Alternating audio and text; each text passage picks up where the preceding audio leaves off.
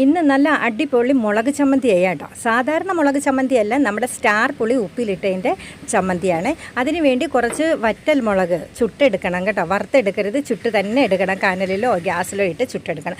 എന്നിട്ട് ഈ മുളകിനെ ആദ്യം അങ്ങോട്ട് നല്ലതുപോലെ കൈകൊണ്ട് തന്നെ ഞെരടി അതിനെ അങ്ങോട്ട് പൊടി പോലെ അങ്ങ് ആക്കണം കേട്ടോ. എല്ലാം കൂടെ തവിട് പൊടി ആക്കിയതിന് ശേഷം നമുക്ക് ഉപ്പിലിട്ട സ്റ്റാർ പുളി ഇതിലേക്ക് ഇടാം. സ്റ്റാർ പുളി എന്ന് വെച്ചാൽ വരപ്പൻ പുളി ഞാൻ വീഡിയോ ഇട്ടിട്ടുണ്ട്, 2 ദിവസത്തിന് മുമ്പ് വീഡിയോ ഇട്ടിട്ടുണ്ട് ഉപ്പിലിടുന്നതൊക്കെ.